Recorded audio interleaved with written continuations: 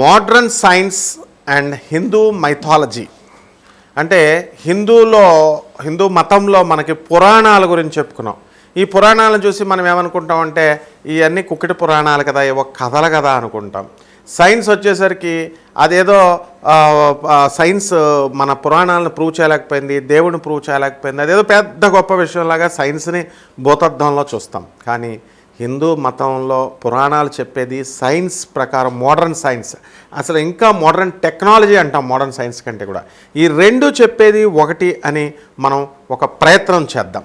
మొట్టమొదటిగా సృష్టించినప్పుడు హిందూ పురాణాలు మనకి ఏం చెప్తున్నాయంటే, బ్రహ్మదేవుడు మనకి విష్ణుమూర్తి, శివుడు. ఈ బ్రహ్మదేవుడు ఎవరండి? ఈ సృష్టిని సృష్టిస్తాడు. స్థితికారకుడు విష్ణువు మనకి తిండి పెడతాడు, పరిపాలిస్తాడు. శివుడేమో లయం చేస్తాడు. ఇది బ్రహ్మాండం నుంచి పుట్టింది అన్నారు. బ్రహ్మాండం నుంచి అని అంటే ఇప్పుడు మనము ఒక దేవుడు తాను అనేకమవ్వాలనుకున్నప్పుడు చిన్న పాయింట్గా వచ్చాడు. అదే బ్రహ్మాండం. అంటే కోడిగుడ్డు, ఇప్పుడు మనకు గుడ్డు ఎలాగ ఊంబు పక్షులకి మానవులకి, అలా చిన్న పాయింట్ నుంచి ఏమైందండి? ఎక్స్పాండ్ అయ్యి ఈ సృష్టి నిర్మాణము, ఈ గుడ్డు బ్రహ్మాండం పగిలి ఒకటేమో పైకి ఆకాశంలా, క్రిందకేమో భూలోకంలాగా మారింది. ఈ యొక్క జీవరాశులన్నిటిని కూడా శ్రీ మహావిష్ణువు పుట్టించాడు. అండ్ శ్రీ మహావిష్ణువు వాటర్లో శేషతల్పం పైన ఉన్నాడు అని మనం తెలుసు. అక్కడి నుంచి నాభి నుంచి బ్రహ్మదేవుడు వస్తాడు. ఆ విధంగా ఈ సృష్టి నిర్మాణం పురాణాలు చెప్తున్నాయి. ఇక మనం ఎక్కడికి వద్దాం? సైన్స్ ప్రకారం కూడా మనకి బిగ్ బ్యాంగ్ థియరీ అని అంటాం. ఇది కూడా ఒక సన్నటి చిన్న చిన్న పాయింట్ నుంచి ఎలాగైతే అక్కడ బ్రహ్మాండం యాటమ్ అనేటటువంటిది మనం తీసుకున్నామో, దాని నుంచి ఈ మైన్యూటెస్ట్ పార్టికల్ నుంచే, స్మాల్ పార్టికల్ నుంచి కాస్మిక్ యూనివర్స్ డెవలప్ అయింది అని చెప్తుంది. మొట్టమొదటగా మనకి ఈ బిగ్ బ్యాంగ్ థియరీ 13.8 బిలియన్ల సంవత్సరాల క్రితం మనకి ఏమైందంటే హాట్గా, వేడిగా ఉంది, డెన్స్గా, చాలా చిక్కగా ఉంది. అక్కడి నుంచి ఈ సృష్టి అనేటటువంటిది నిర్మాణమైంది. ఆ తర్వాత కొన్ని వేల సంవత్సరాలు, కొన్ని లక్షల సంవత్సరాలు అయిన తర్వాత అది కూల్ అయ్యి మనకి చక్కగా ఈ సృష్టి అనేటటువంటిది జరిగిందని బిగ్ బ్యాంగ్ థియరీ చెప్తుందనమాట. ఈ విధంగా ఈ పురాణాలు చెప్పినా, ఇది చెప్పినా ఒక చిన్న minutest modified form of the atom, దీని నుంచి పరమాణువు నుంచి, పరమాణువు నుంచి, ఎలక్ట్రాన్ నుంచే ఈ సృష్టి నిర్మాణం జరిగింది అనేటటువంటిది రెండూ కూడా మనకి ఒకటే చెప్తున్నాయి. తర్వాత రెండవది వచ్చేసరికి సృష్టిలో నిర్మాణము ఎలా వచ్చాము అనంటే, మొట్టమొదటగా నీటి జలచరాలు పుట్టినాయి. ఏమిటా జలచరాలు? మనము అమీబా, ఈ తర్వాత ఈ యొక్క పారామైషియం, ఇలా సైన్స్ ప్రకారం చేసుకుంటాం కదా. ఫస్ట్ పుట్టింది జలచరాలన్నిటికీ ఫిష్ అన్నాం అన్నమాట. ఫిష్ అంటే పురాణాలలో కూడా మనం తీసుకుంటే మొట్టమొదట శ్రీ మహావిష్ణువు 10 అవతారాలు ఎత్తాడని తెలుసు మనకి. అందులో మొట్టమొదటిది చేప. మోడ్రన్ సైన్స్ కూడా, మోడ్రన్ టెక్నాలజీ కూడా సేమ్ చెప్తోంది. ఏం చెప్తోంది? నీటి జలచరం మొట్టమొదట ఫిష్ పుట్టిందని చెప్తోంది. తర్వాత 2 ఈ ఆంఫీబియన్స్ అన్నీ కూడా వచ్చి భూమి మీదకి ఇవన్నీ కూడా జరుగుతూ, ఫిష్ కంటే కూడా భూమి మీద జలచరం నుంచి భూచరం అంటే టార్టాయిస్ అంటే కూర్మావతారం పుట్టింది. శ్రీ మహావిష్ణువు పురాణాల్లో కూర్మావతారం ఎత్తారన్నాం. రెండోది మోడర్న్ సైన్స్ కూడా అదే చెప్తోంది. జలచరాల నుంచి ఆంఫిబియన్, ఫ్రాగ్ ఇవన్నీ కూడా భూమి మీద నడుస్తాయి, నీటి మీద నడుస్తాయి. అట్లా పరిణామం చేసుకుంటూ వచ్చి మనకి ఏం జరిగింది? ఈ యొక్క తాబేలు ఆంఫిబియన్ ఫ్యామిలీ అంటే ఇది భూమి మీద నివసిస్తుంది, నీటిలోనూ కూడా నివసిస్తుంది. మొట్టమొదటి ఫిష్ మాత్రం చేప నీటిలోనే నివసిస్తుంది. రెండవది భూమి మీదకి ఎక్స్పాండ్ అయ్యాము, నీటిలో నివసిస్తుంది. అలాగే టార్టాయిస్, కూర్మావతారం మనకి మనం తాబేళ్ళు నేల మీద కూడా నడుస్తాయి. ఇకపోతే మూడవది వచ్చేసరికి మనకి వరాహావతారం శ్రీ మహావిష్ణువు. దీన్ని బోర్ అంటాం. అంటే ఈ వరాహావతారము ఏం చేస్తుందండి? ఇది మనకి డెవలప్మెంట్ అవుతున్నాం, మల్టీ సెల్స్ డెవలప్ అవుతూ ఉన్నాము. నాలుగవది వచ్చేసరికి నరసింహావతారం. అంటే సగము మనిషి సగము యానిమల్, హాఫ్ లయన్ అనేటటువంటిది. మోడర్న్ సైన్స్ కూడా అదే చెప్తోంది. ఎవల్యూషన్ చెందుతూ చిన్న కణంగా ఉన్నటువంటి అమీబా దగ్గర నుంచి పారామైషియం ఇట్లా స్లోగా వెళుతూ ఈ యొక్క టార్టాయిస్ వరకు వచ్చి మనం అలా బోర్ ఇవన్నీ వచ్చి సగము జీవి సగము మనిషి సగము యానిమల్ అనేటటువంటిది డెవలప్ చేసాం. ఆ తర్వాత ఏం జరిగిందండి, మానవ అవతారంలోకి రావాలా. మానవ అవతారం అంటే డైరెక్ట్గా సివిలైజ్డ్ మ్యాన్ రాడు కదా, అందువల్ల స్మాల్ లిల్లీపుట్ లాగా వామన అవతారం 3 అడుగులు ఉండేటటువంటి వామన అవతారం ఎత్తాము. అండ్ సైన్స్ కూడా అదే చెప్తుంది, సివిలైజేషన్ కూడా అదే చెప్తుంది. చిన్న వ్యక్తి డెవలప్ అవుతూ పొట్టిగా ఉన్నటువంటి వాళ్ళు పుట్టారు. ఆ తర్వాత వామన అవతారం తర్వాత పరశురామ అవతారం ఎత్తుతాడు. పరశురాముడు ఎవరండి, మామూలు ట్రైబల్లో ఉండేటటువంటి వాడిగా ఆటవిక అనాది కాలం పూర్వకాలంలో ఉండేటటువంటి ఈ యొక్క మానవులు అనాగరిక మానవుడుగా ఒక్కడ ఏసుడే అనమాట. ఆ విధంగా యాక్స్ పట్టుకొని ఈ యొక్క గొడ్డల్ని పట్టుకొని ఆది మానవుడిగా ఆవిర్భవించాడని సివిలైజేషన్ నాగరికత చెప్తుంది, సైన్స్ చెప్తుంది, పురాణాలు చెప్తున్నాయి. ఆ తర్వాత పరశురామ అవతారం తర్వాత civilised man, a decent man. అక్కడ ఈ యొక్క ఎలా ఉండాలి మానవుడు అనేటటువంటి పరిపూర్ణమైనటువంటి అవతారంగా పుట్టాడు. రామో విగ్రహవాన్ ధర్మ అని చెప్పారు. అంటే ధర్మము మనము మానవుడిగా వచ్చిన తర్వాత, అంతకుముందు అన్సివిలైజ్డ్గా ఉన్నప్పుడు మనకి ఎవరితో రిలేషన్స్, ఆటవిక మానవులుగా కొండల్లో ఉన్నప్పుడు అందరితో రిలేషన్స్ ఉండేవి. తర్వాత సివిలైజేషన్ నాగరికత వచ్చిన తర్వాత వీళ్ళతో ఉండకూడదు, తమ్ముళ్ళ పిల్లలతో ఉండకూడదు, చెల్లెల పిల్లలతో ఉండకూడదని ఈ కజిన్స్ వివాహ వ్యవస్థ ఏర్పాటయ్యి ఎవరితో ఉండాలి, కజిన్స్తో ఎవరితో ఉండకూడదు, ఇవన్నీ డిఫైన్ చేసుకుంటూ చక్కటి సివిలైజేషన్లోకి వచ్చేసాం అన్నమాట. మోడర్న్ సైన్స్ అదే చెప్తుంది, పురాణం అదే చెప్తుంది. Next voice king lord Krishna అవతారం వచ్చాం. రాజు అనేటటువంటి వాడు ఎంత చక్కగా ఉండాలి, ఈయన పరిపాలన ఎంత బాగా చేయాలి, తెలివిగా అస్తమానం యుద్ధాలు చేయకుండా మామూలుగా ఎప్పుడు ఎస్కేప్ అవుతూ రణచోర్, అవసరమైతే యుద్ధం నుంచి పారిపోవాలి, పట్టు విడుపులు ఉండాలని ఒక తెలివైన వాడిగా కృష్ణుడు అవతరించాడు. ఆయన వాయిస్ కింగ్ ఎలా ఉండాలి అనేది మోడర్న్ సైన్స్ కూడా డిఫైన్ చేస్తుంది. ఆ తర్వాత రాజరికం వచ్చింది, రాజ్య పరిపాలన చేసాం, మనకు డెమోక్రసీ వచ్చింది, ఇప్పుడు బ్రహ్మాండంగా ఉంది. అండ్ నెక్స్ట్ కమ్స్ దిస్ కృష్ణావతారం తర్వాత బుద్ధ అవతారం వచ్చింది. ఈ గౌతమ బుద్ధుడు అనేటటువంటి వాడు ఎన్లైటెన్ సోల్.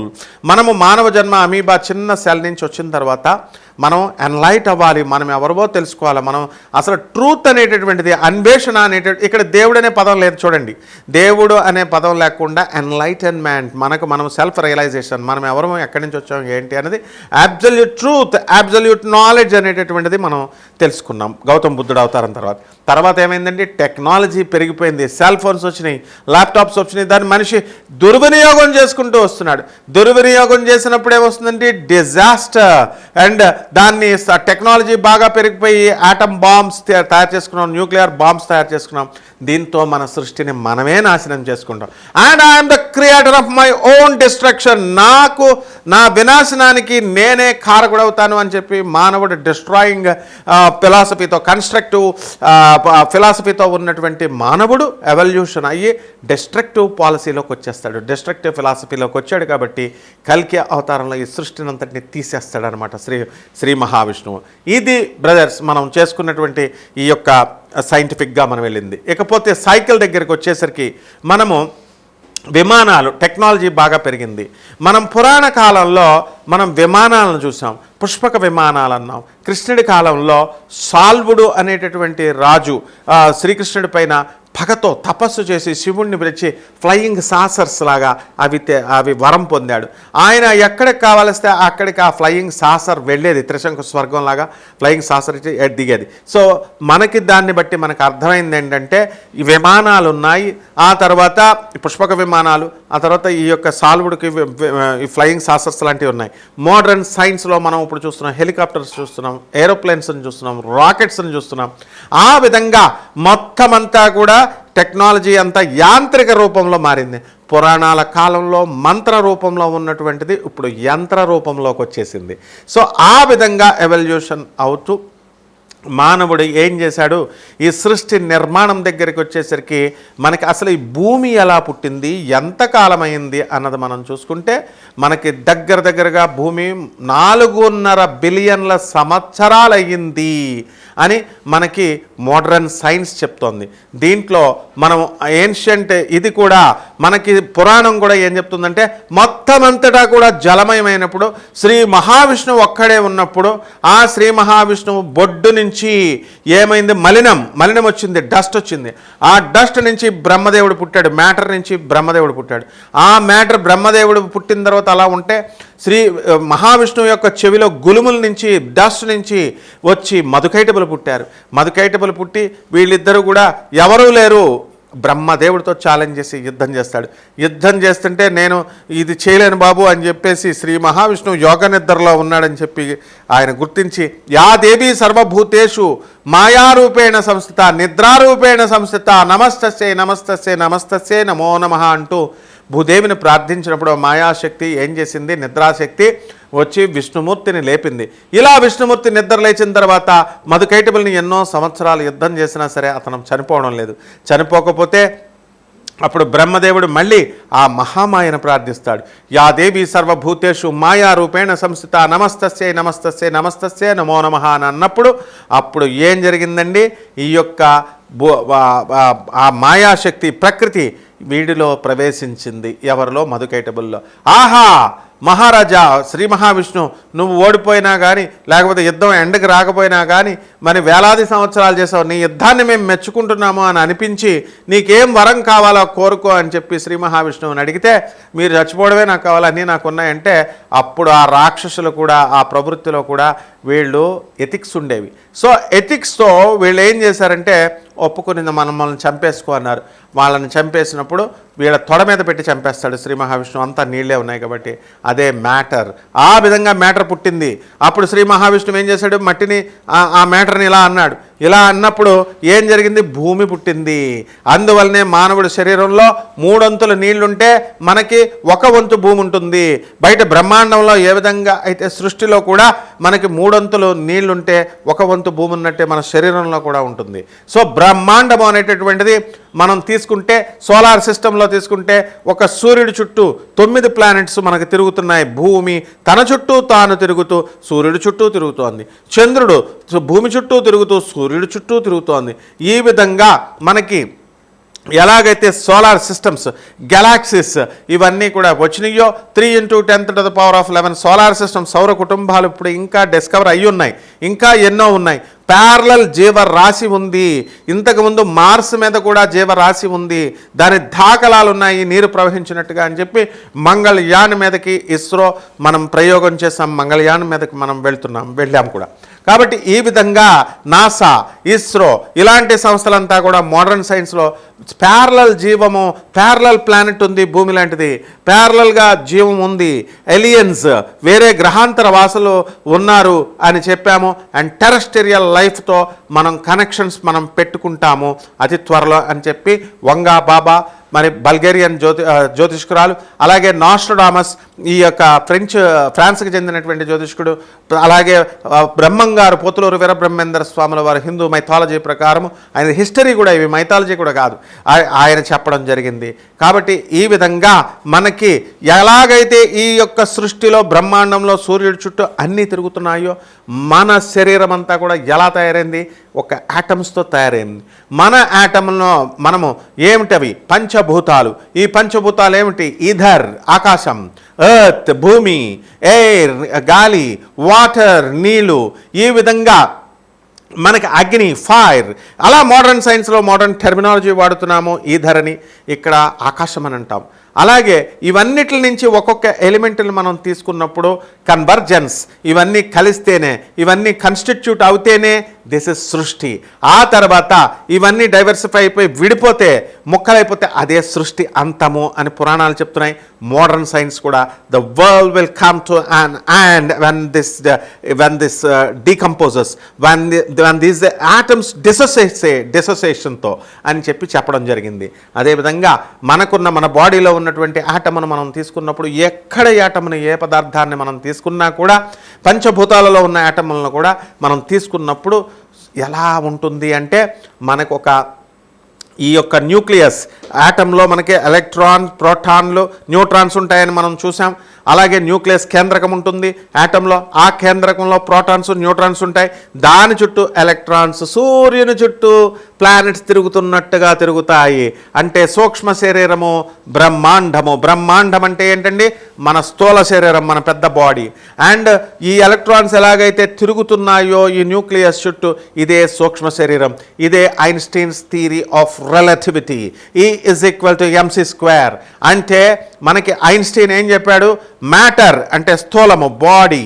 ఆ తర్వాత M అంటే mass of the earth, matter. Energy అంటే లోపల ఉన్నటువంటి శక్తి. ఈ శక్తి మనకి ఏమవుతుందండి? మనకి ఋషులు పురాణాల ప్రకారం ఋషులు శరీరంలో ఉన్నటువంటి ఆత్మ బయటకు వచ్చి అది సూక్ష్మ శరీరంతో వేరే ప్లానెట్స్ మీదకి వెళ్తూ ప్రయాణం చేస్తుంది. అందువల్లనే మహావతార్ బాబా లాంటి వాళ్ళందరూ కూడా ప్రభాత్ రంజన్ సర్కార్ లాంటి వాళ్ళు, మరి వీళ్ళందరూ కూడా 400 సంవత్సరాలు బ్రతకడం. రామకృష్ణ పరమహంస గురువు అయినటువంటి తోతాపురి వీళ్ళంతా బ్రతకడము, వాళ్ళంతా కూడా బయటకు వచ్చి ఆస్ట్రియల్ ట్రావెల్ ఇలాగా సూక్ష్మ శరీరంతో తిరుగుతున్నారన్నారు. దిస్ ఇస్ నథింగ్ బట్ మనకి మ్యాటర్ నుంచి ఎనర్జీ బయటకు వచ్చేసింది. అంటే ఎనర్జీకి మ్యాటర్కి ఉన్నటువంటి రిలేషన్, స్థూల శరీరం మ్యాటర్ అండ్ ఎనర్జీ ఇది. అయితే ఈ ఎనర్జీ ఎందులో ట్రావెల్ చేయాలి? వెలాసిటీ ఆఫ్ లైట్లో ట్రావెల్ చేయాలి. అంత స్పీడ్తో మనం ట్రావెల్ చేయగలమా? మనం ఒక విమానాన్ని తీసుకున్నప్పుడు కేవలము మనం ఎంత స్పీడ్తో వెళ్తుందండి? మహా అయితే 900 km/h అంతే విమానం స్పీడ్. దాన్నే మనం తట్టుకోలేకపోతున్నాము. అలాంటిది ఈ మనోజవం మారుతతుల్య వేగం, గాలంతా స్పీడ్లో వెళ్తాం. ఇప్పుడు అమెరికా అంటే అమెరికా వెళ్ళిపోయాం, లండన్ అంటే లండన్ వెళ్ళిపోయాం. అది కాంతి వేగం.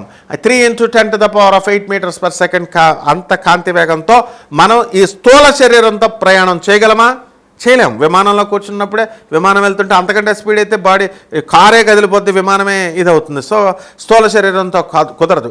కాబట్టి ఈ స్థూల శరీరంతో కుదరనటువంటి దాన్ని మనం సూక్ష్మ శరీరంతో, అంతకంటే వాయువేగంతో, అంతకంటే మనోవేగంతో మనం ట్రావెల్ చేస్తామని పురాణాలు చెప్తున్నాయి. అండ్ సైన్స్ కూడా మనకి క్లియర్గా రుజువు చేశాయి. కాబట్టి మనం అందరం కూడా తెలుసుకోవాల్సినటువంటి విషయాలు ఇంకా చాలా ఉన్నాయి. మరికొన్ని వీడియోస్లో మనం తెలుసుకుందాం. స్పిరిచువాలిటీకి అంటే హిందూ మైథాలజీకి ఈ యొక్క సైన్స్కి మధ్య ఉన్నటువంటి సంబంధ బాంధవ్యాలు చూద్దాం. అలాగే ఆచార వ్యవహారాలు మనకి సైంటిఫిక్గా ఎలా చెప్పారు, అలాగ మనం రోజుకొక వీడియో చొప్పున మనది వస్తూ ఉంటుంది. కాబట్టి కీప్ వాచింగ్. షేర్ చేయండి. ఈ వీడియో నచ్చినట్టయితే షేర్ చేయండి, లైక్ చేయండి, కామెంట్ చేయండి. Thank you.